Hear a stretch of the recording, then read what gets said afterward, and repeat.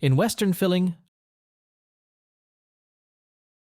I checked the railroad clock and waited for it to strike the top hour.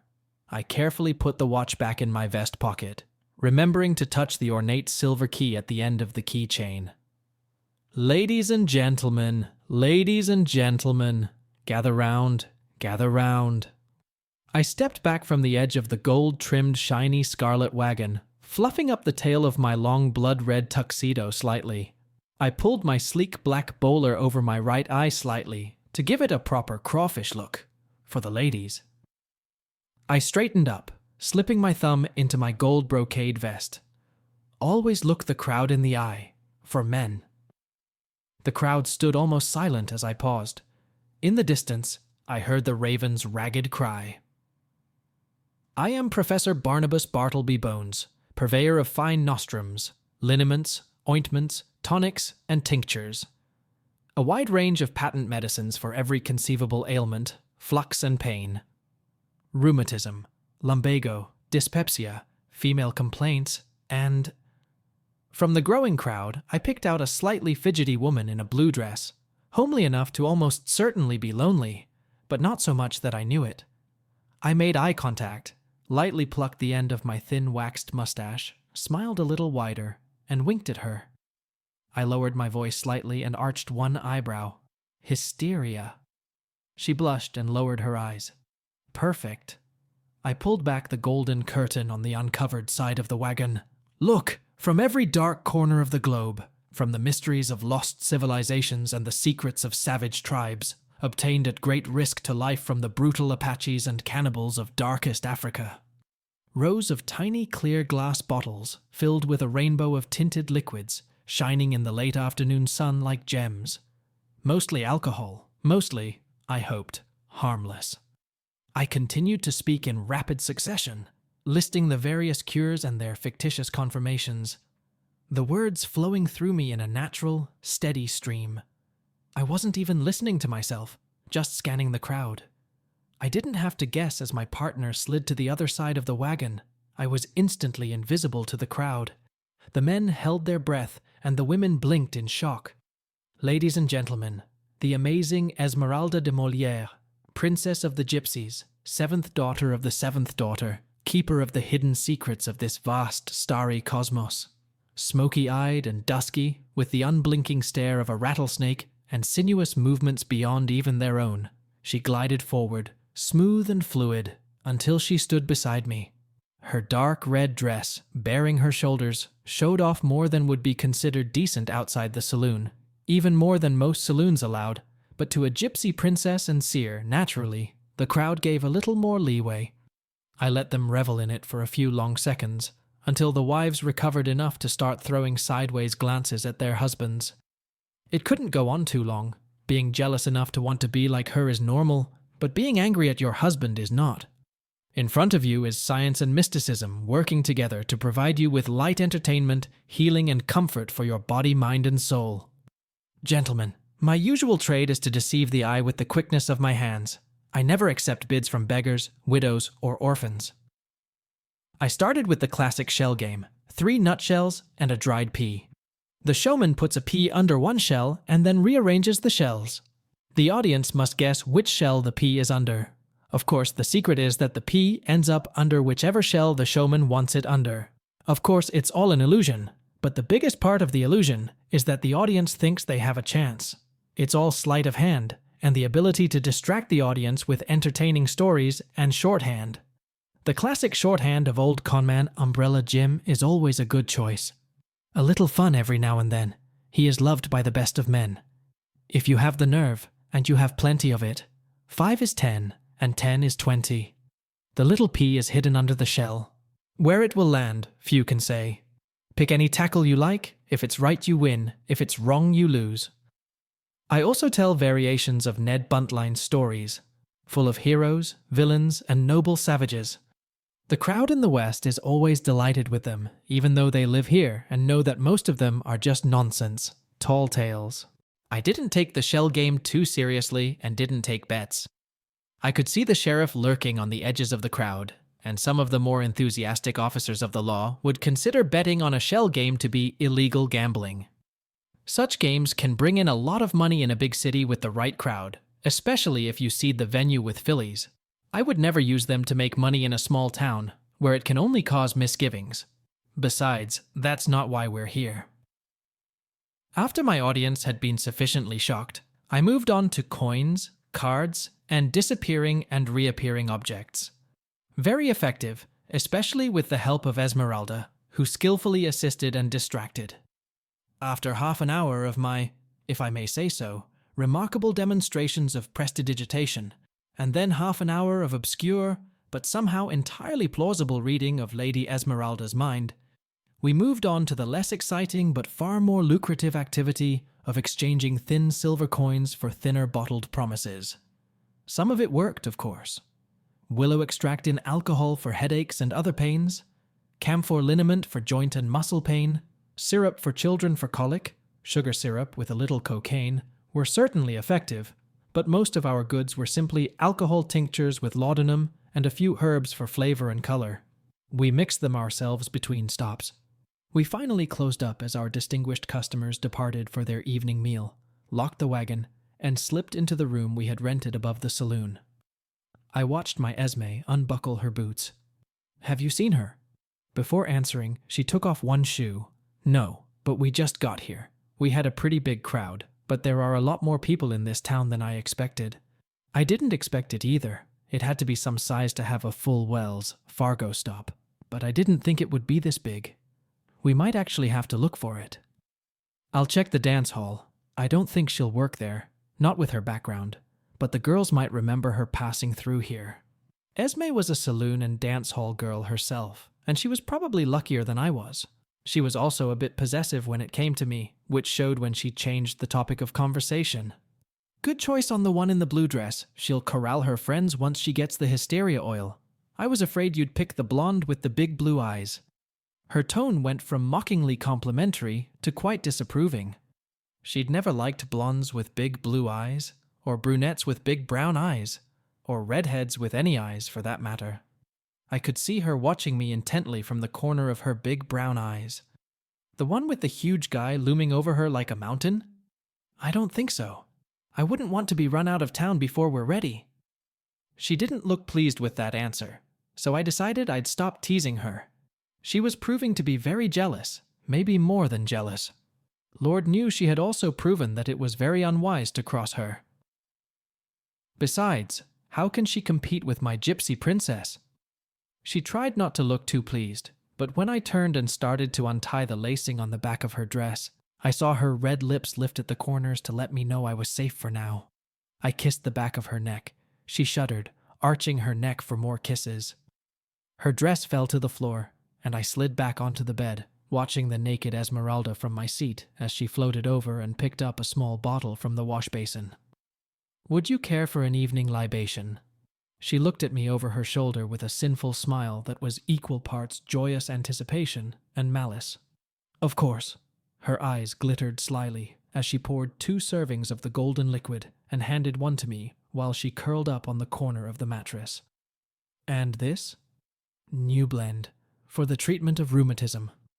She intertwined her hand with mine, holding her glass to her red full lips and watching me intently. I carefully brought the glass to my nose, taking my time. "A base of rye whiskey with anise seed and, caramel." Her eyes glittered a little crazily. "And," I closed my eyes for a second, "a hint of bitterness." Without any warning, I drank a shot, and she immediately drank hers, though it didn't comfort her in the least. She would go where I was going. We stared intently into each other's eyes, nose to nose, for a long minute, and the hairs on my spine stirred with electric tension. It seemed like an eternity before she slid into my arms and kissed me with devilish fire. We pulled away from each other, breathing heavily. She pushed me back onto the bed and threw one long leg over my hips. "I didn't die on you tonight, Barnabas. It's just not the right night."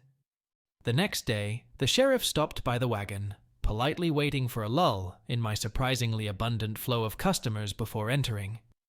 "Everything okay in here?" "Just selling some medical miracles to the needy, sir." "I saw your show. I won't have a problem with card games, will I?" "I never touch the paste myself. if I can help it. Evil things. They seem to despise me. Let's leave it at that, shall we? I'd hate to have to deal with the aftermath of a misunderstanding stemming from a bad game of cards. He looked at me warily. You have my word, sir. I won't give you any trouble with the cards. As he left the room, Esmeralda stepped out of it and looked after him. The usual warning? I sighed. He's worried about me being able to make a living with a card. You could, you know. It would be less risky. But not so amusing, my dear heart. You might want to stop by the saloon tonight and calm it down while I handle the ladies' sales. Esmeralda was privately selling medicines for ladies' complaints, maidens looking for hysteria relief, cures for seizures, and quite quietly, a whole host of risk-reducing drugs for the unclean doves. It would have cost me my life to at least hint at how to apply hysteria oil, much less explain it as bluntly as Esme did. I will. Are you making any progress? No luck yet, but I've made arrangements with the dance hall to use their venue. Tomorrow night, Esmeralda de Molière will be performing the Dance of the Veil. I nodded. For cultural enlightenment, of course. She smiled a completely artificial smile. Sure. She took a seat on the stool next to me. He has a competent pianist, and I've talked to the girls and let them know I'll get men. But that's it. I won't dance with any men. Esmeralda would never allow herself to be sold so cheaply, at least not now. She often told me that the dream of her intimate company was far more valuable than the company itself, though I disagreed with her on that. Her intimate company is second to none. Does he have a competent defense at hand? She looked at my face for a second. Yes, I'll keep my lady's gun on me just in case, but I like that you're worried about me. I think you'll be more concerned about any unfortunate soul that falls into my hands. Alas, my concern for humanity extends only to your slight and marvelous persona. Her smile was genuine and very, very satisfied. If you find our traveling redhead, make no mistake, she could be very dangerous. She looked down grimly and pulled her little Remington Derringer, a twin of my own, from the folds of her dress. I remember. 3 months before, just after we put out the reward for Jack Gilchrist, there was a postcard waiting for us on the table. Jack was a violent man, wanted for several bloody stagecoach robberies. No one else could have tracked him down, but we did. Unfortunately, he forced the dead or alive choice on us. The card asked for a meeting that evening at the office of Sebastian Graham Esquire, a lawyer in all sorts of unscrupulous cases. We went to meet him at his very ostentatious office. Mr. Barnabas Bones? Yes. He looked over Esmeralda with some trepidation. And your companion? Yes, that's her. I knew full well he was asking her name, but I'd learned not to feed the lawyers any more than necessary. Esmeralda looked smug, but kept her mouth shut. He looked a little disgruntled, or maybe stiff. With lawyers, it could be hard to grasp the difference. I'd prefer to keep this a secret. I bestowed a slight condescending smile on him. We will. He managed to look even more miserable, but he decided to continue. I have a proposition from a client. Mr. Artemis Lodge of Boston would like you to help find his niece, Victoria Lodge. You have a reputation for finding people. We're not those kind of agents. There are confidential agents who specialize in finding missing children. It's hard to call her a child. She killed her own brother, apparently to inherit her father's entire fortune, not just part of it. He handed me a paper across the huge desk. A warrant for Victoria Lodge from Massachusetts. 2 things immediately caught my eye. The first was the incredibly high bounty, $5,000. The same amount as for Billy the Kid. Esme pointed out the second item even as I saw it. Dead or alive, how did she kill him? Mr. Graham looked confused. I don't know. Why? Does it matter? I leaned back in my chair. Some judges, in some territories, can impose such a strike on anyone. The state of Massachusetts, in my experience, treats such things more favorably. If they put a dead or alive label on it, it means the subject is extremely violent and dangerous. Really? Yes, and that very, very rarely happens to women. Esmeralda looked at me out of the corner of her eye, and I swear I saw a predatory smile for a second. I felt the hairs on the back of my neck stand up. I don't know the details. I represent the business interests of the Lodge family here in St. Louis. Mr. Artemis Lodge wants this matter resolved, and the stain on the family's honor quickly erased. And now? Absolutely yes. He pulled an envelope from the desk. Enough to offer $500 for expenses up front. I don't take dubious bets, Mr. Graham. I may or may not find Miss Lodge, and I don't take money I may have to pay back. Provided you telegraph your successes to me regularly, no money will be required of you at all. The Lodge family will add another $1,000 on top of the reward if you are successful. Esme reached out and squeezed my hand. It was less than half of what we'd been offered for the unfortunate Mr. Gilchrist. I took her cue. I think we can work something out. The lawyer smiled, a particularly fat smile, and placed the ledger on the table next to the envelope. Here's everything we know about her movements during her escape. As we left St. Louis and set out on our quest, our spirits were high. We had more money than expected, a full supply of supplies, and Esme had found a beautiful black and red silk and whalebone corset that she absolutely adored. But even then, I involuntarily wondered how dangerous Miss Lodge was. Of course, she wasn't as dangerous to me as my Esme, but at least she was. The saloon was larger and more open than a normal establishment, the ceilings were higher, and the drinks were less diluted than usual. However, it was still just as noisy as a normal establishment, as Esme and I could see, since our room was directly above the main salon. I saw that the sheriff was sitting at the bar watching me, as wise men sometimes do. He had made his concerns explicit during our previous conversation, and I certainly wanted to maintain a friendly relationship with him. But no sooner had I reached him than one of the visitors turned to me. "Hey, Professor!" As I looked around, I saw a young man I had already seen in the crowd. He was sitting at a table with 4 other men, obviously in the middle of a poker game night. He grinned as our eyes met. "I was telling these guys about your show. What did you like best?" "Coin tricks." It was the most auspicious start I could have asked for. "You mean this?" I reached down, snatched the silver dollar out of his hands, and began to show him tricks with the disappearing and appearing coins. Moving coins around in your palms and knuckles is the foundation of the magician's profession, but it's a skill that must be maintained. Their eyes really widened as one coin turned into 2, then 3, then 4, ending up with a stack of 10 silver dollars, which I carefully lowered in front of him into a tinkling pile. Even more shocking to the young man was the fact that the other 9 coins were also from his stack. He just hadn't seen me toss them. Coins are cute things. They willingly behave as they should. I smiled my most sociable smile. So are whiskey bottles.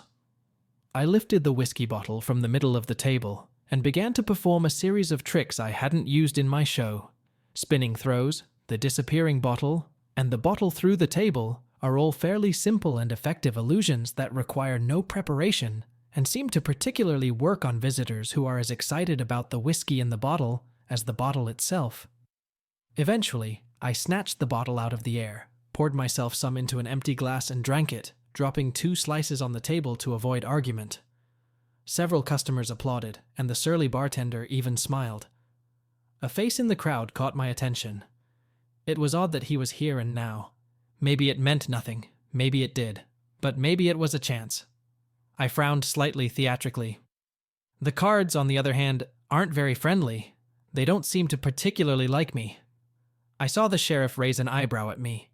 I lifted the deck from the table, and the man in the faded gray duster quickly fell silent.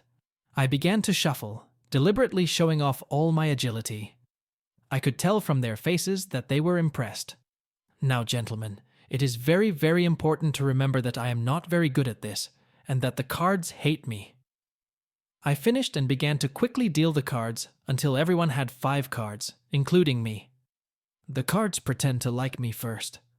I tapped the first man's hand. Deuces, king high. I flipped it over to show my hand, which elicited an approving murmur.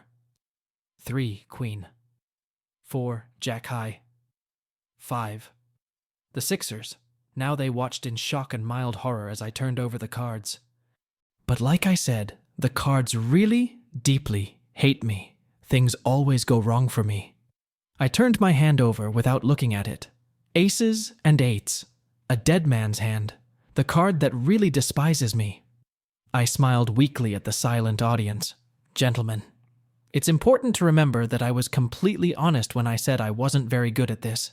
You should think about that before you sit down to play with someone who might be. I caught the young man's gaze for a moment. Better to let him learn that way than lose a fortune. I paused for a second to examine the cards. I already knew by feel what I was going to see. Besides, someone has already trimmed and shaved that deck of cards to a shine. All eyes at the table instantly fell on the man in the grey duster. He instantly rose from his chair, grabbed me by the lapel, and brushed the dust off his gun. Did you just accuse me of treason? Not really. If that deck of cards hit the table in Tombstone, you'd be laughingly chased out of town. Or shot. Probably both. Though in which order, I wouldn't presume to guess. His hand jerked to the butt of his revolver. Out of the corner of my eye, I watched the sheriff move slowly toward us, but he could do nothing to avoid provoking violence. I looked at the would-be card cheat and sighed. Are you in such a hurry to leave this scene, to get off this mortal coil? He looked visibly exhausted. Does it always take you 10 words to say 2 words? I apologize. My verbosity is a constant hazard of my chosen profession. It was a terribly misquotation from Shakespeare. Allow me to clarify my words. I looked him straight in the eye. If you try to pull out a gun, I will kill you on the spot. He blinked when it came to him, but suddenly found himself holding very, very still. I clutched my derringer tightly under his chin. He looked rather surprised. I have no idea why anyone who has seen me make coins and whiskey bottles disappear and reappear in quick succession would be surprised that I could make a derringer appear so quickly, but it always happens. A shiver ran down my spine, like the rustling of feathers, as I felt my finger press the trigger against my will. For a split second I realized he was going to die. Then the heavy silver key on my watch fob tapped me gently, releasing me. I smiled at him. Be careful. It would be very unfortunate if this evening took a tragic turn for the customers of this fine establishment. And all I wanted to do was buy a bottle of whiskey. Slowly, carefully, I removed his army-style revolver from its holster and held it out to the sheriff, then stepped back and returned my derringer to its sleeve holster. I apologize, Sheriff. I really didn't intend to make trouble over the cards, though I guess that's not exactly what we both had in mind. He nodded. I'll talk to Mr. Grace. He works in Hamilton, and I think he'll be happier spending the next 2 weeks there than in my prison. I looked at Mr. Grace. I wouldn't recommend you for cards, but for another profession. I've seen good. You won't live long enough to get to it. The sheriff smiled crookedly. You've certainly made it clear that you're a poor choice to call at the card table. My intention was more to reassure you than to make a scene. He could not contain the amusement on his face. He shook his head and walked out with the unhappy Mr. Grace. I looked around for the face I'd seen before. I was sure of him, just wondering if he was alone. I waited late for Esmeralda. When she finally appeared, she looked very amused. Your little maiden was more than disappointed that you were unable to provide her with private treatment for hysteria. She threw me a sarcastic glance. I'd rather not, I think. Have you heard anything? The usual gossip, but there's at least one woman who arrived a year or so ago. Wife of a clerk in a dry goods store. None of the women can say anything bad about her. Even if you believe the rumors, she was a contract bride. For some reason, she looked a little embarrassed. That's interesting. Yes, isn't it? I'll stop by the dry goods store tomorrow and see what I can find out. Do you think they have Arbuckle coffee there? If they do, ask the Golden Gate Folgers. It will give you a good conversation starter. Her dark eyes looked somewhere far away where I couldn't see. She seemed distracted. There are a few other options to consider as well, but I think this one sounds the best. She shook her head slightly, as if to clarify the situation. It's strange, Barnabas. If a woman has some sort of character flaw, other women will always find it, always talk about it. But they all seem to love her, and there's something wrong with this one. Some people are good at hiding who they are, Esme. You know that. She looked a little disappointed, a little more unsure than my Esmeralda. We'll see. I shrugged. I noticed something interesting in the crowd at the saloon. The middle Starling brother, Custis, was there. I'm guessing the other two and someone from their entourage are here too. How much are they worth? I think Damon and Custis are worth $300 apiece, and Lucius was $500 when we last took the papers on him. They usually have 3 or 4 people with them, if the papers are to be believed. There's a bounty on some of them too, but we'll only be looking at them if we can't find Miss Lodge, as they're likely to be well armed. She looked puzzled. Do you suppose they're following the stagecoach? This will be new to them. They usually do mercenary work.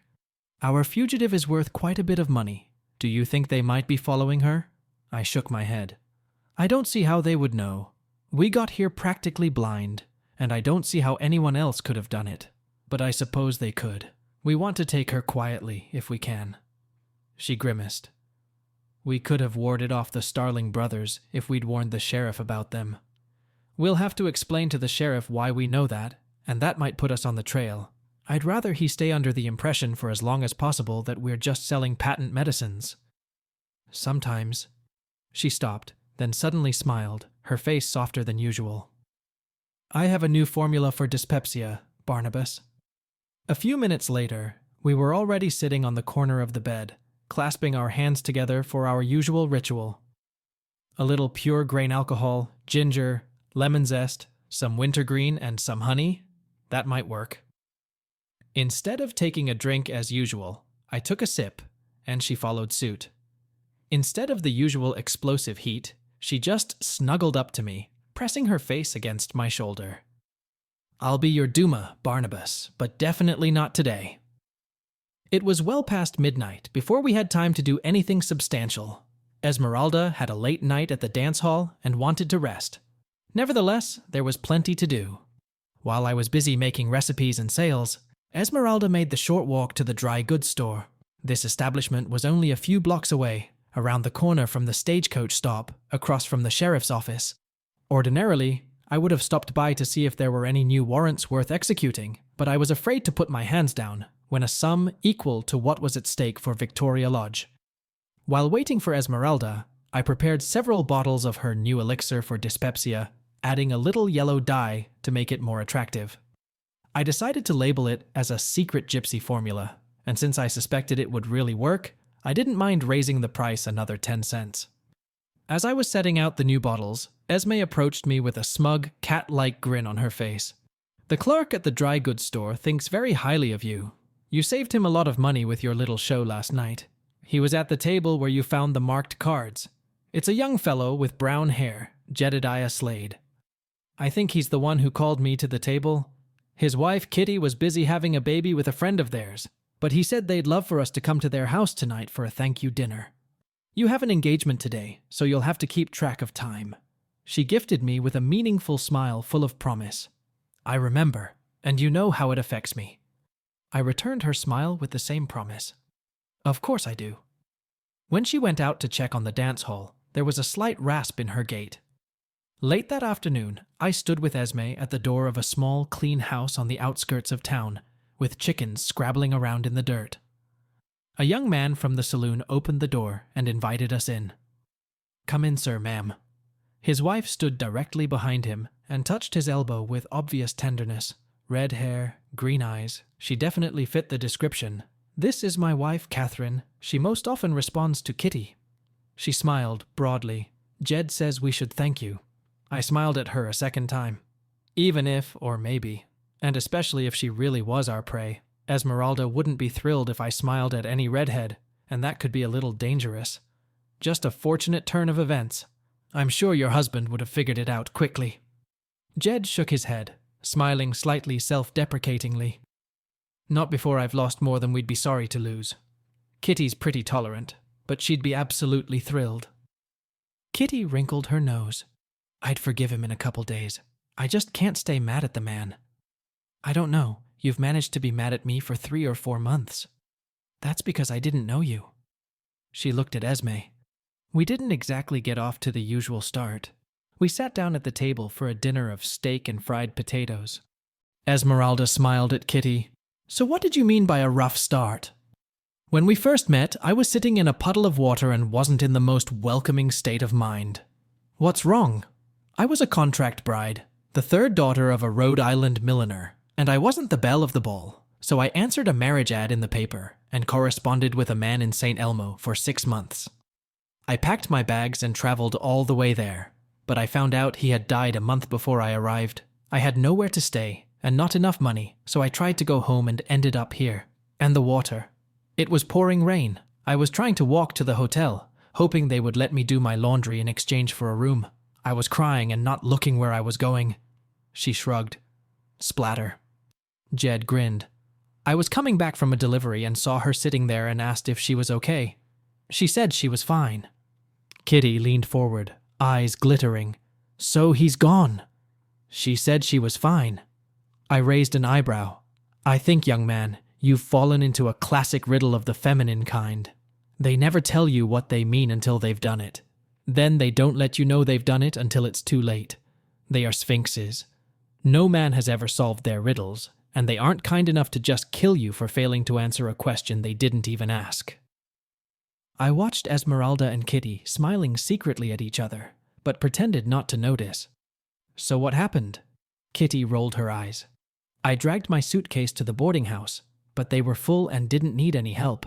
It wouldn't stop raining, so I went to the only place I could, a dry goods store. That's where she met my mom, who got her a job as a housekeeper so she would have a place to live. Mother Slade has been so good to me, but I was a little surprised when I met him at dinner. No more than I did. Mom sat her down right across from me. Her face turned as red as her hair. I suspected that Mother Slade had planned to do just about the same thing to the two of them. And judging from Esme's leering look, she'd come to the same conclusion. Kitty and Jed were too busy smiling at each other to notice our little squabble. Kitty continued. It was hardly love at first sight. I was still mad at him for leaving me out in the rain, and I had a hard time adjusting to life here. In Western Filling Chapter 2, Jed started to chuckle. About a month after she arrived, I noticed that every morning I'd see her hiding around the corner of the barn, looking out into the yard, and then suddenly rushing in. It took me another month to figure out what was going on. Kitty laughed softly. It was that awful goose. I had to go to the hen house every morning to get eggs, and that awful thing snuck up on me and bit me right behind the canary cage. I was black and blue for weeks, couldn't sit down. Geese bite hard. She hid until she saw that the goose had gone to the pond to get eggs from the chickens. And I had to learn how to cook. It was horrible. For a while, it took me a full jar of burn ointment every week. I wasn't the only one who got burned. We bought a bottle of pepper sauce, Tabasco juice. I was making beef and beans and didn't know how much to use, so I just put the whole bottle in. She smiled. That's when I realized it was rusty for me. Everyone else was trying to drink water and eat bread so they wouldn't burn, and he was just sitting there getting redder and eating those beans, pretending he liked them. She giggled and reached out to touch his hand affectionately. When she reached forward, a chill ran down my spine. When she pulled back the cuff, a V-shaped scar was visible just above her right wrist. The same scar that had been described in the newspaper about Victoria Lodge. Esmeralda saw it too, but like me, kept her smile. Normally, I would have been thrilled to have found my prey so easily, but damn it seemed like they just fit together and were happy together. For the rest of the day, I felt detached, hollow. I smiled when I should have, said pleasantries when I could, but it was all very faded and colorless to me. I could hear the furtive Bostonian notes in her accent. It was clear as day now. Finally, as the hour drew to a close, I pulled out my watch to check the time. I'm sorry about this, but Esme has an appointment. We should get going. As I started to tuck my watch back into my pocket, Kitty noticed a silver key dangling from a key ring. Is that the key to your heart, Professor? I would have thought Esmeralda carries it around with her. Before I could formulate a response, Esme replied in a slightly strained and hollow tone. I have his heart, Kitty. I carry it with me at all times. No, that key is the key to Pandora's box, where all the evil of this troubled world lurks. Her tone shook Kitty a little. I could see it in her emerald eyes. I waved off further questions. I'd rather think it was a liquor cabinet, wouldn't you? Jed laughed, but I wasn't sure Kitty was convinced by that. As soon as we left, Catherine, or perhaps it was Victoria now, stopped Esme and asked for a moment of her personal time, leaving Jed and I to chat on the porch. He looked at the ground. Kitty is asking your mistress about the labor and if there is any medicine to ease it. She has another friend with a baby? I was hoping for any answer other than the one I knew I would get. No, she's having a baby now, our first. He looked both proud and scared at the same time. She can handle it. Mom says she will, that Kitty has good birthing hips. I've heard it helps. We chatted about practically nothing until Esmeralda came out of the house. Esme and I returned to our cabins in silence, feeling far more uncomfortable with success than failure. You know, don't you? Yes, Esme, but that doesn't change anything. If not us, someone else will. Her paper is already all over the place. Someone will find her. We can at least take her alive. She shook her head. This is wrong. This is wrong. Just because she has a child doesn't absolve her of wrongdoing, Esme. Even as I said it, I wasn't sure I believed it. I know that. I could feel Esme's anger. You don't have to be payback, you know. I rubbed the bridge of my nose. Someone is bound to find her. If we can find her, others can too. She's not a murderer, I can tell. She paused. Can we wait until tomorrow to pick her up? It would be better timing. We'll have time away from her friends, and I won't make you miss the show, Esme. At the mention of her show, she glowed like a flame catching fresh air, and our attention was diverted from the unfortunate situation at Victoria Lodge as we finished our journey to our room. Her rather meager dancing outfit had already been laid out, and she immediately set about attaching a set of diapers to it. Veils would make a more complete outfit. As she danced, more and more of them floated out into the hall until she had only a veil for her face. She would never get them back. Most of them would end up in the saddlebags of the chasseurs, some would be given to the dancing girls of the hall, and some would be carried off to lovers and wives, and none of them would wonder where such a thing had come from. Even though she was focused on the dance, I noticed that she was distracted. It bothered me. Esme was usually more distracted than distracted. Finally, she rolled her costume into a bag and headed for the dance hall. I went downstairs to pack the wagon, carefully packing all the bottles, making sure everything was strapped down, and checking that the shackles were oiled and well secured. I couldn't attend Esme's performance. I would ruin her illusion by becoming a reminder that she wasn't really free. The men who came to the performance believed she danced for them, but she danced for no one but herself. She fed off their desire, their affection. She would make a small fortune, even after the audience had had its share. She would even leave gifts for the girls in the audience and stay in the winnings, but that wasn't what she was doing it for at all. I was sitting at the desk in the room when Esme returned. I had just finished the telegram I was going to send to Mr. Graham as soon as we got to the next town. I wouldn't risk turning her in to the sheriff in a town full of her friends. She walked in and closed the door tightly behind her. My moon-eyed companion was dressed in the long grey duster coat she wore on her travels, but she threw it off as soon as she closed the door, remaining in a shiny chrome-yellow corset, sheer pantaloons, and high-buttoned boots. In her hands she held a small bottle and 2 whiskey glasses. I could almost see the heat rising from her in waves. Dancing had always had that effect on her. Maybe because of the freedom, maybe because of the rows of men watching her with a single thought. I don't know, but whatever it was primal, almost savage. How was your evening? She closed her eyes for a second, flinching slightly. The auditorium was packed to capacity, so many men. Her eyes suddenly opened. The other Starling brothers were there, and maybe 4 of their cowboys. She described the men she'd seen with them. I nodded. If we move quietly, we can get her out of here without them noticing, if they're looking for her. Esme arched one eyebrow. She shuddered. A libation, I think. Her voice broke. While she was making us drinks, I decided I'd better get things settled. Tomorrow, she interrupted me. If tomorrow comes. I smiled slightly. If tomorrow comes, of course. I think maybe you should bring her here. She arched an eyebrow again. Really? It would be for the best. I knew she was afraid for Kitty and the baby, afraid I would become what she knew I really was. But then, even I was afraid of that. Esme, I think it's best if you bring her here. She trusts you. Maybe you can just use the excuse to bring her back here, put her in the wagon, and we can leave. In shackles, of course. Jed's alive. Victoria's alive. They'll never execute her if she's pregnant. She looked up at me, her dark eyes burning. I watched as she took 2 deep breaths. I can do this. We can do this. I watched as her worry and fear faded away, leaving only one emotion. Esmeralda suddenly smiled, a sinful, lecherous smile, full of dark, hedonistic promise.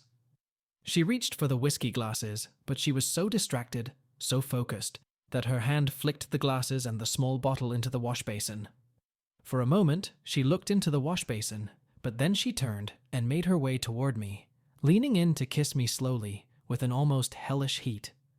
Never mind the libations, Barnabas. Never mind the damn boots. Just get this damn corset off me. The next morning, Esmeralda was strangely soft, strangely quiet, and strangely slow. She kissed me before she went to find Victoria and bring her back. The softness of the kiss kept me awake. It was so unlike her. I waited, double-checking to make sure everything was ready to go. Esmeralda was nearly 30 minutes late when I finally checked my pocket watch. I started pacing around the room. The plan was so simple, so easy. I glanced at the pocket watch again. 3 more minutes and there was a smudge on the watch glass. I irritably walked over to the sink and grabbed a towel to wipe the watch. A small bottle fell to the floor. I took it in my hands, catching the faint odor of bitter almonds. Pertussis. I stared at the overturned shot glasses for a second, then rushed down the stairs. Staring up at the smooth, overcast sky, I burst into the carriage and dragged myself inside. I threw off my coat, letting it fall to the floor wherever it fell. Taking a deep breath, I inserted the silver key and unlocked the single black lacquered drawer, cursing frantically at Esmeralda as I opened it. In a drawer, coiled up like a nightmarish venomous snake, lay my rig. I hated him. Just touching it gave me goosebumps. I hated wearing it, if that was even the right thing to do. Honestly, I was never sure if I was wearing it or if the vile thing was wearing me. I hated what it did to me, what it made me do, the things it made me into. The payback that Esme hated so much. I could almost hear her hissing in ecstasy as I buttoned her up. The Cheyenne loop holster on her right hip and the high-ride holster on her left were unadorned. The oiled leather was as black as the sin she reveled in. In the holsters sat quietly but inexorably hungry, identical dull black Colt 1878S with black grips in the shape of bird heads, like crows waiting for a dead man to feast on. I silently checked the smooth-as-butter operation of each revolver, while silently uttering the name of my personal gypsy curse. I headed for the only place that made sense, the stagecoach lot near the sheriff's office. Esme loved our victim and wanted to get her out of town. That's why she put off going after her for so long. Esmeralda was probably planning on putting Victoria in a carriage heading out of town. If she put her in the fast stagecoach of Wells, Fargo and Company, our slow, cumbersome carriage, would never catch up with her. A lone crow watched me from the fence railing with malicious joy as I angrily made my way past it. I was crossing the road in front of the store when my blue-eyed maiden popped out of it, spinning her eyes almost frantically. "Professor, I must say that your medicine is surprisingly effective." I was unspeakably grateful for the thunderous boom of the shotgun, followed by a booming gunshot that cut her off before she could start talking about oils of hysteria. She began to look first toward the street where the sounds were coming from, then at me, suddenly noticing the absence of her coat and the dead black gun belt strapped to it. She took an uncertain half-step backward. "Professor?" Her voice squeaked and trailed off weakly. "Dear lady, find something solid to hold on to. If you do, it might be best to retire to the basement for a while." I bestowed my most charming smile on her, but this time she didn't seem to pay any attention to it. Her mouth opened and closed soundlessly. "Good afternoon, madam." I reflexively touched the tip of my hat and brushed past her, pulling my revolver from its right holster and cocking it. There was only one possible reason for the continued shooting. We guessed, and the Starling brothers and their men must have come for Victoria too, though I had no way of knowing why they hadn't quickly dispatched Esme. She'd only taken her double-barreled Derringer, and then it hit me. The bus stop was right next to the sheriff's office. There was a chance that my quick-witted Esmeralda might survive. As I came out onto Main Street, I found a man standing with his back to me, firing from around the corner, aiming for the sheriff's office. I recognized him as one of the Starling Brothers cowboys from Esme's description of his coat. It was like watching myself from a great distance. It had always been that way. I walked forward without pause, firing a single point .44, 40 caliber round into the back of his skull from a few inches away. I didn't slow my stride as I passed his collapsed body and pulled the trigger again. I fired my double-action weapon, but single action is always more accurate if one has the time. In gunfights, you always have to spend time on what needs to be done. After all, you have the rest of your life to do it right. 2 Starlings stood behind the stagecoach farther down the street, exchanging fire with someone from the sheriff's department. Neither of them was particularly brave. They kept their pistols ready to fire around the stagecoach without looking. The driver's body was half hanging from the crate, and his double-barreled shotgun was lying in the street under one dangling arm. Above us, against the steel-gray sky, the black figures of crows circled and circled. A little farther down the street lay a crumpled figure, evidently the object of the driver's wrath. Only a double-barreled shotgun could have had such a devastating effect on a man's facial features. At least the driver had gotten one of them. To my deep relief, I didn't see Esmeralda's red and black dress anywhere. I quickened my step to get closer to the remaining gunmen. I saw that both of them had taken a bullet each from a scattering of bullets. Perhaps sensing their doom, or perhaps simply wondering why their compatriot had stopped firing. One of the men, the middle brother of the Starlings, Custis, turned to look back. His face barely had time to reflect panic and confusion at my approach before I put 2 bullets in the bridge of his nose. The remaining man looked stunned, and Custis fell to his side, huddled against him. The last man was spinning faster than I expected, the wounds only slowing him down a little. I doubt he fully realized what was happening before 2 shots to the temple finally interrupted all his thinking. Not before a single shot from his revolver drew a path across the skin of my thigh. Whatever the Starling brothers were paying him, he was worth more. I took a step back and then looked around carefully. For a moment, there was a heavy, all-consuming silence, but it was broken by the noisy cries of crows, which cawed among themselves, perched on the roofs of the houses along the street. One look told me that the stagecoach driver was quite dead. I glanced at his gun, a double-barreled 10-gauge from W.M. Moore and Company. I kept it. It just wasn't my style. I walked around the stagecoach with my gun raised above my head and called the sheriff's office. "It's all over here, gentlemen." "Professor?" It was Jed's voice, hesitant and nervous. "Yes, that's me." I stood in full view of everyone and limped slowly into the office, shoving the empty revolver back into my hip holster and pulling out a second one. Jed breathed a sigh of relief, and I could see why.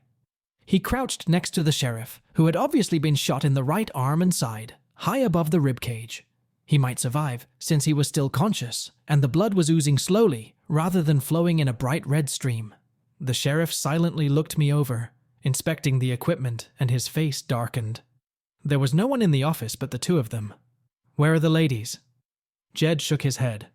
"Your gypsy girl took Catherine and ran south while we were trying to apprehend them here. She told some crazy story and was dragging her to the carriage when those men showed up.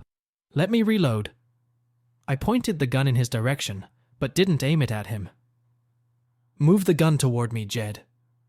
He looked confused, but clutched the gun even tighter. "What? But you're with us?" "Not really." The sheriff reached out and gently snatched the peacemaker from Jed's hand, holding it at a distance from me. "Jed, look at his equipment. He's a professional shooter." He looked at me from under his eyebrows. "I should have known that after your little show in the saloon. What do you want?" "The bounty. I've got a paper trail on one Victoria Lodge, killing her brother for the inheritance. I think the Starling brothers are after it too. That's a pretty big reward."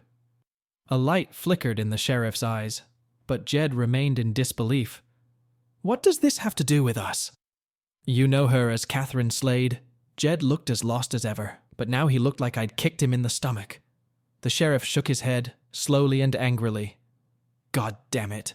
Are you sure Kitty's the one you're looking for?" "Sure as can be. You know she came out of nowhere a year ago with this ridiculous story about how she ended up here. Red hair, green eyes, V-shaped scar on her right forearm. It's from a horseback riding accident she had as a child." I looked at Jed. He still didn't believe it, but I was sure anger and desperation would soon take over. Better put him in a cell, if he gets in the way. I didn't finish. The sheriff nodded, and then, slowly leaning against the wall, rose to his feet. Getting Jed into the cell was easier than I'd expected, though how much of that was sheriff's influence and how much was just shock, I didn't know. 2 starlings stood behind the stagecoach farther down the street, exchanging fire with someone from the sheriff's department. Neither of them was particularly brave. They kept their pistols ready to fire around the stagecoach without looking. The driver's body was half hanging from the crate, and his double-barreled shotgun was lying in the street under one dangling arm. Above us, against the steel-gray sky, the black figures of crows circled and circled. A little farther down the street lay a crumpled figure, evidently the object of the driver's wrath. Only a double-barreled shotgun could have had such a devastating effect on a man's facial features. At least the driver had gotten one of them. To my deep relief, I didn't see Esmeralda's red and black dress anywhere. I quickened my step to get closer to the remaining gunmen. I saw that both of them had taken a bullet each from a scattering of bullets. Perhaps sensing their doom, or perhaps simply wondering why their compatriot had stopped firing, one of the men, the middle brother of the starlings, Custis, turned to look back. His face barely had time to reflect panic and confusion at my approach before I put 2 bullets in the bridge of his nose. The remaining man looked stunned, and Custis fell to his side, huddled against him. The last man was spinning faster than I expected, the wounds only slowing him down a little. I doubt he fully realized what was happening before 2 shots to the temple finally interrupted all his thinking. Not before a single shot from his revolver drew a path across the skin of my thigh. Whatever the Starling brothers were paying him, he was worth more. I took a step back and then looked around carefully. For a moment, there was a heavy, all-consuming silence, but it was broken by the noisy cries of crows, which cawed among themselves, perched on the roofs of the houses along the street. One look told me that the stagecoach driver was quite dead. I glanced at his gun, a double-barreled 10-gauge from W.M. Moore and Company. I kept it. It just wasn't my style. I walked around the stagecoach with my gun raised above my head and called the sheriff's office. "It's all over here, gentlemen." "Professor?" It was Jed's voice, hesitant and nervous. "Yes, that's me." I stood in full view of everyone and limped slowly into the office, shoving the empty revolver back into my hip holster and pulling out a second one. Jed breathed a sigh of relief, and I could see why. He crouched next to the sheriff, who had obviously been shot in the right arm and side, high above the rib cage. He might survive, since he was still conscious and the blood was oozing slowly rather than flowing in a bright red stream. The sheriff silently looked me over, inspecting the equipment, and his face darkened. There was no one in the office but the 2 of them. "Where are the ladies?" Jed shook his head. "Your gypsy girl took Catherine and ran south while we were trying to apprehend them here. She told some crazy story and was dragging her to the carriage when those men showed up. Let me reload." I pointed the gun in his direction, but didn't aim it at him. "Move the gun toward me, Jed." He looked confused, but clutched the gun even tighter. "What? But you're with us?" "Not really." The sheriff reached out and gently snatched the peacemaker from Jed's hand, holding it at a distance from me. "Jed, look at his equipment. He's a professional shooter." He looked at me from under his eyebrows. "I should have known that after your little show in the saloon. What do you want?" "The bounty. I've got a paper trail on one Victoria Lodge, killing her brother for the inheritance. I think the Starling brothers are after it too. That's a pretty big reward." A light flickered in the sheriff's eyes, but Jed remained in disbelief. "What does this have to do with us?" "You know her as Catherine Slade." Jed looked as lost as ever, but now he looked like I'd kicked him in the stomach. The sheriff shook his head, slowly and angrily. "God damn it. Are you sure Kitty's the one you're looking for?" "Sure as can be. You know she came out of nowhere a year ago with this ridiculous story about how she ended up here. Red hair, green eyes, V-shaped scar on her right forearm. It's from a horseback riding accident she had as a child." I looked at Jed. He still didn't believe it, but I was sure anger and desperation would soon take over. "Better put him in a cell, if he gets in the way." I didn't finish. The sheriff nodded, and then, slowly leaning against the wall, rose to his feet. Getting Jed into the cell was easier than I'd expected, though how much of that was Sheriff's influence and how much was just shock, I didn't know. Before leaving, I reloaded the empty revolver, cocked the bolt, and replaced the cartridges one at a time. No sense in hurrying. Loaded one, missed one, loaded 4. The trigger stays down in the empty chamber, so a bad jump or even a stumble won't accidentally shoot you and blow your leg off. If the stagecoach driver was dead, Esmeralda wouldn't be able to get her out of town easily anyway. I couldn't imagine her taking a couple of horses and galloping away. Besides, there were at least 2 more Starling brothers out there somewhere. I glanced at the sheriff. She's not harmless, we want dead or alive. Massachusetts doesn't do that for no reason. I can't see that. Not her. If it's a mistake, the court can sort it out. She's with child, so they'll probably show leniency either way. She'll live if she doesn't force me. I added to myself that Esmeralda had already proved herself unreasonable in this matter. She was clearly willing to sacrifice both of our lives for the woman she had just met. The only reason we were still breathing was because my decision to let her bring Victoria alone gave her other options. I suspected that more than anything, Esme was trying to protect the baby. He grunted, expressing a sort of agreement. I paused for a second before heading out the door. I have papers from Wyoming Territory on Custis Starling, as well as his brothers, if I can catch them. Another silent grunt rang out in response. Catching the Starling brothers wasn't too difficult. Neither was catching up with Esmeralda and her former ward. I ran into them almost as soon as I turned out the door of the sheriff's office. Lucius Starling was clutching Esmeralda's hair with one hand and holding a tarnished revolver to her head with the other. Victoria was in the same position with Damon Starling. The remaining cowboy stood next to Damon with a toothy grin and a shotgun aimed at me. I silently pondered the fact that both Lucius and Damon would probably blow their hands off if they shot their hostages, and it wasn't a given that either of them could appreciate the irony of fate. "Where's Custis? Is he in jail?" Lucius ruffled Esme's hair as he said this. The expression on her face hadn't changed a bit. Where Victoria looked understandably frightened, Esme looked grim and defiant. But that defiance was directed more at me than at her captors. She knew all too well what my black chainmail meant, knew that people were dying right now. I shook my head, keeping my hands away from the weapon and trying to look composed and harmless. He was hiding behind the stagecoach, kind of lost his head in the commotion. At least a good portion of it. Lucius turned to the stagecoach. "Custis, get your ass over here. We have to go." There was no answer, only the restless cawing of crows echoing quietly from the roofs of the houses. Some of them seemed to be dropping into the sky. A few at first, but then there were more, and they began to rise upward, becoming a dark, pulsing cloud. He shouted again, "Damn it, Custis, come here!" I looked Esme in the eye, but I was talking to Lucius. "It was really loud in here for a while. I don't think he can hear that well now." Lucius looked annoyed. "Cody, go get him!"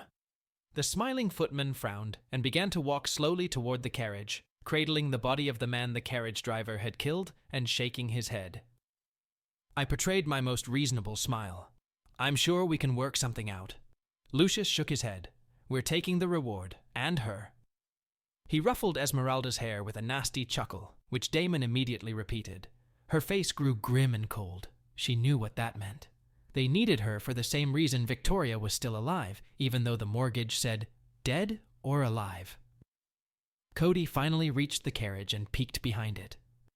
"Hey, Custis is dead." Lucius looked at me in surprise.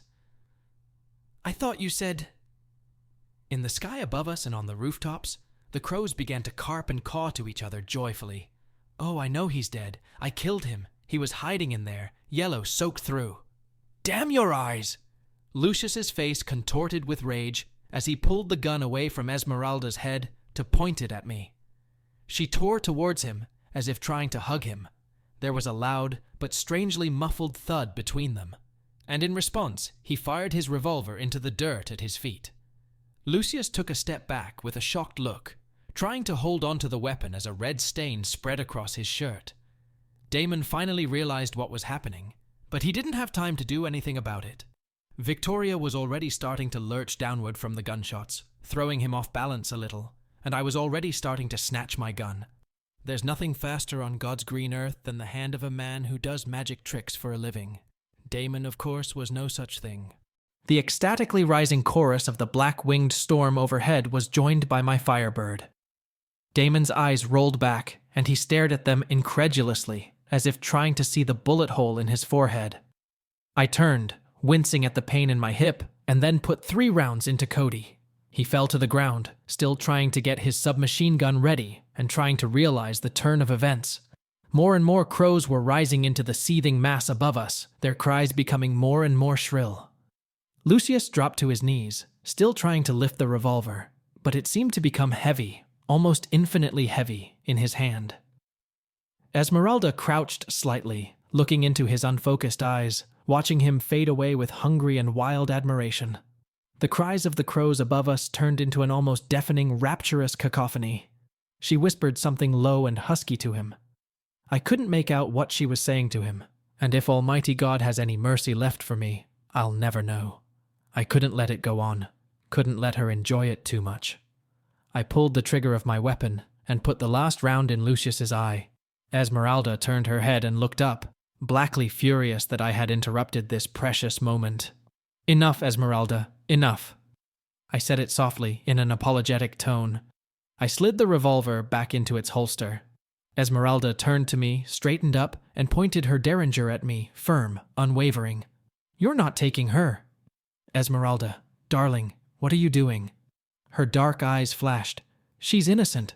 I've talked to her. I have the whole story. There's no dead brother. She never even had a brother.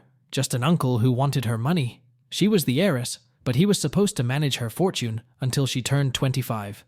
She'd overheard him planning to kill her before she came of age, so he could keep the money for himself. She couldn't get anyone to believe her, but she didn't know what else to do, so she ran away. Esmeralda, there's some pretty big money at stake. That reward is pretty big. And please put your gun away. Throwing it from this distance is more likely to injure me. I'd rather you didn't kill me by accident. The crows quieted down little by little, their cries ebbing and flowing. She hesitated, looking at my hands for a moment, then unholstered her little pistol and put it away. They played us, Barnabas. They played us for fools. Her lips curled in disgust. The papers on her are worthless. If we kill her, they'll deny everything, and you'll hang for murder. You know what will happen to me. If we try to bring her in, we'll all be killed as soon as he can detect us. Why do you think the Starling brothers were here? How else would they know? I'm sure they have other mercenaries. There are so many of them that even you can't kill them all. Esme, assassins can lie, you know that. Still, her words about the Starling brothers made sense. They could not have appeared on their own. I could well imagine Mr. Graham happily sending them our news. She nudged Victoria behind her. I believe her. Take the papers on the Starling brothers. Take the reward for me if you have to. It's not as much as her uncle promised, but it's money. She looked at me fiercely as she spat it out. If that's all you want. Victoria looked stunned. What do you mean? Take the reward, Esme. When Esmeralda answered nothing and looked at the ground, Victoria turned to me. What's the reward for Esme? Esmeralda stood silent. I sighed and waved my hand dismissively. There is no reward. There is no paper on Esmeralda de Molière. Esmeralda wouldn't let me get away with it. But then there's Mabel Watkins, an escaped murderer sentenced to death in Pennsylvania for poisoning her monster husband, along with 6 of his vile cronies. Esmeralda looked at me rather than Victoria. Barnabas caught me while I was working in a saloon outside of Dodge City. He just hasn't given me away yet. You're not guilty, are you? Esmeralda was silent, and I answered for her. Oh, she is guilty as sin. She has even confessed to the murders. Prussic acid in an evening libation of whiskey. Unfortunately, she was afraid they'd notice the flavor, so she used little of it. Though she had killed his friends quickly enough, he was a very large man. It wasn't enough to finish him off quickly, and he had time to blame her. Prussic acid is very easy to find if you look for it. I paused, looking thoughtfully at the sky dotted with crows. She should have used a powdered poisonous mushroom. They would have died later, and one could have assumed liver failure from drinking bad whiskey. I thought Victoria was about to faint, but she unhinged her jaw, steadied herself, and looked at Esmeralda. She escaped from prison? There was a faint note of awe in her voice. I smiled, raising an eyebrow. She's pretty smart, really quite resourceful. I think the story was told that she overpowered one of the guards, maybe two of them, or even three, either one at a time or all at once. It's all very confusing, and their stories don't quite match up. Victoria blushed when the meaning of what was said reached her, but continued to play for her newfound protector. So when did you get her? About 2.5 years ago. For as long as I can remember, there's no way I can remember to turn her into the authorities. I have weak morals, and this little varmint takes advantage of that. She has the upper hand over me all the time. A hint of a smile played on Esmeralda's lips. Only one crow was still calling. Occasionally a merry carcane was heard. If her name really is Mabel, I guess your name isn't Barnabas Bartleby Bones either. O soul of my poor deceased sainted mother, that is my real name. My father and mother sold patent medicines as part of a much larger traveling show than ours. They assumed I would follow in their footsteps and gave me an appropriate nickname. As I grew older, I took on the role of Kid Wonder, a marksman and stunt performer in the show. Esmeralda finally showed real signs of life. It's true, only his mother is alive and living in New Jersey. It's the same as being dead, Esmeralda. I looked to heaven for advice. Same thing. For a few seconds, we stood in silence. The crows flew away slowly, like black leaves in the wind, strangely silent. I suppose I could telegraph to Massachusetts to see if the paper is any good, if Miss Vicky will agree to sit in jail until the answer comes. I watched as they both relaxed. Victoria smiled. I will. You can lock me up. I knew what the answer from Massachusetts would be, by just the look in her happily shining green eyes. You may wish we had dragged you to your uncle's house. She looked puzzled. Why? You must explain all this to your husband, Kitty. He will sit in the cell next to yours until the answer comes. After a text came in that said what I knew, we worked it out. They escorted us to the edge of town. Jed, Kitty, the sheriff, and 6 hastily summoned cowpokes and farmers, who had shotguns and repeaters galore. One farmer was carefully carrying the Wells, Fargo stagecoach driver's shotgun, which I had last seen lying in the street. The money for the gun had been gotten by Slade's mother. She was determined not to lose a daughter-in-law or grandchild to hired gunmen. I shook the sheriff's hand. Sir, our little ruse should keep you out of further trouble. I apologize for all the misunderstandings. I sent a telegram to Mr. Graham's law office and informed him that we had found out she was not here, but word had reached us, and we were going to San Francisco to get her. The sheriff shook his head. If not you, then someone else. Perhaps less intelligent. He looked back at the cemetery with its sudden new graves. Though I'm not sure you're reasonable. Kitty pressed forward and put her arm around Esme. She looked up at my companion with horror, though she still found it hard to meet my gaze. Whatever they were saying was lost in the sound of the wind, but I was sure they meant it. As they walked back to town, we climbed aboard our wagon. Esmeralda pulled her dusty cloak a little closer as I steered our wagon onto the east road. I hear that Boston has gotten corsets and petticoats in the latest fashion. They are using new varieties of silk from all over the east in many different colors. I would love to purchase a few pieces. I twirled the tips of my mustache slightly. We could really use some time to relax, Esme. And I so dislike being pranked. I glanced up at the sky and saw a lone raven slowly heading toward the rising sun. I guess we could start our journey by train from St. Louis. I have a small matter to discuss with a lawyer there. Western Union 2, Victoria Lodge, C.O. Catherine Slade. We regret to inform you of the death of Artemis Lodge from liver failure of the foot. Ask that you return immediately to Boston to determine the disposition of the foot's estate finis. Ladies and gentlemen, the story you have just listened to is about fate, loyalty, and doubt. It is a journey into the soul of a man standing between duty and justice, between love and law. Our heroes, Barnabas and Esmeralda, are faced with a difficult choice when their trap for Victoria Lodge turns against them, forcing them to confront ethical dilemmas and personal priorities. Victoria turned out not to be the person they thought she was, and Barnabas was thrown off balance by realities that contradicted his preconceptions. The psychological aspect of this story is strikingly vivid. We see how love and respect can change clearly delineated personal rules, how empathy and truth can bring light into the gray every day of revenge and retribution. Esmeralda is the epitome of passion and courage, willing to protect her loved ones despite the risks, and Barnabas becomes a symbol of the inner struggle when his professionalism collides with his humanity. The ending of this story, full of resolution and even irony, raises questions of choice and the price of one's own path. They remind us that sometimes the darkest moments of our lives can open the way to unexpected forgiveness and a new beginning.